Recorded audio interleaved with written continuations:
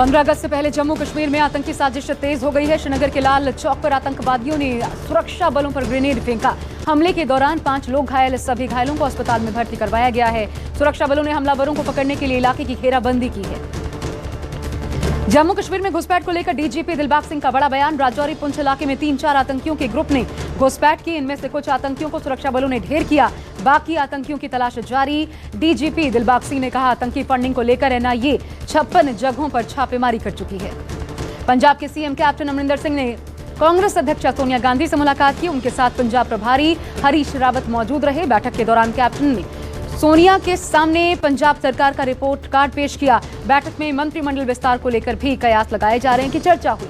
आज सोनिया गांधी से मुलाकात के पहले कैप्टन ने प्रशांत किशोर से भी मुलाकात की थी। लोकसभा में कांग्रेस के नेता अधीर रंजन चौधरी ने ओबीसी संशोधन बिल का समर्थन करते हुए सरकार पर तंज कसा। कहा, प्रदेशों से जब आवाज उठने लगी तो सरकार को मजबूरन रास्ते पर आना पड़ा। अधीर रंजन चौधरी बोले, यूपी उत्तराखंड में चुनाव है, इसलिए लोगों को खुश करने के लिए सरकार ये संशोधन बिल लेकर आई।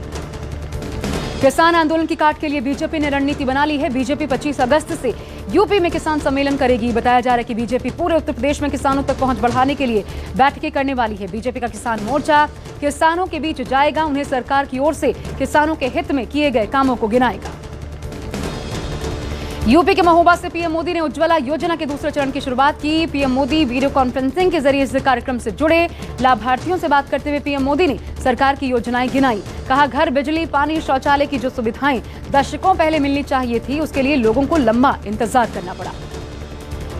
संसद की कार्यवाही से पहले बीजेपी संसदीय दल की बैठक हुई। पीएम मोदी ने बीजेपी के दोनों सदनों के सदस्यों के साथ बैठक की।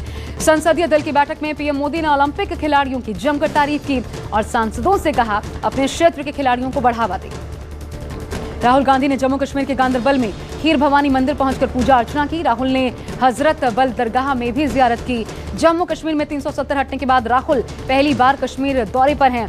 उन्होंने श्रीनगर में कांग्रेस भवन का उद्घाटन भी किया। कार्यालय के उद्घाटन समारोह में राहुल गांधी ने जम्मू कश्मीर को पूर्ण राज्य का दर्जा दिए जाने की मांग की।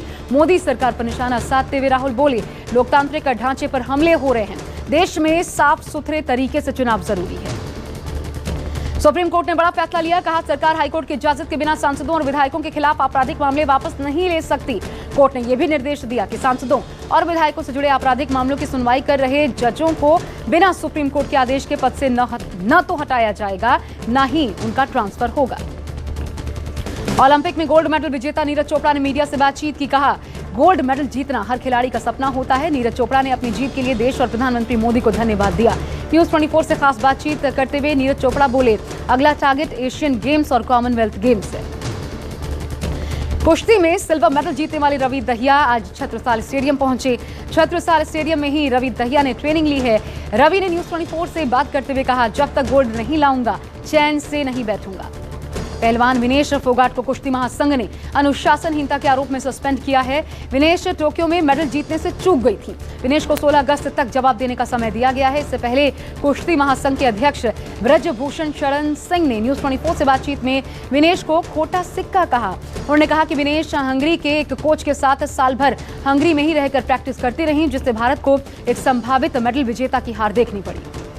यूपी में बाढ़ बारिश से हालात खराब हैं। मुख्यमंत्री योगी आदित्यनाथ ने आज बाढ़ प्रभावित जालौन और हमीरपुर का हवाई सर्वेक्षण किया। इसके अलावा सीएम योगी ने बाढ़ प्रभावित लोगों को राहत सामग्री बांटी। अधिकारियों के साथ समीक्षा बैठक भी की।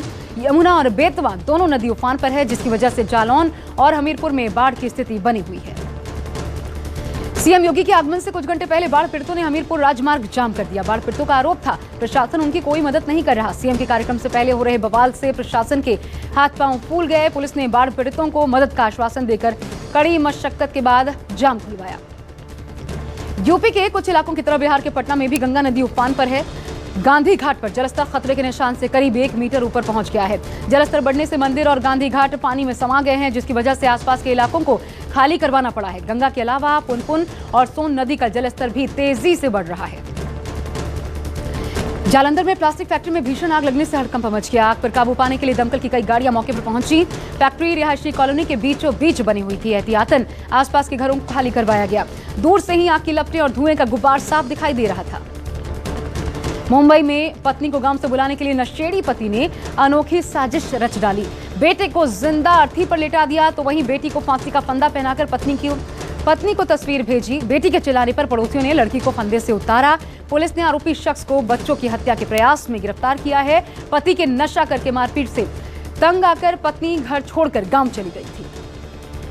धौलपुर के रजौरा खुर्द टोल प्लाजा पर कार चालक बदमाशों ने टोल कर्मियों को टक्कर मार दी। बदमाश 2 गाड़ियों में सवार थे और टोल लेकर हुई कहासुनी के बाद गुस्से में टोल कर्मियों को कुचलने की कोशिश की। यह पूरी घटना सीसीटीवी का फुटेज सामने आया, जिसके बाद पुलिस ने इस पर कार्रवाई की। पुलिस ने टोल कर्मचारियों की शिकायत पर इन आरोपियों की तलाश शुरू कर दी।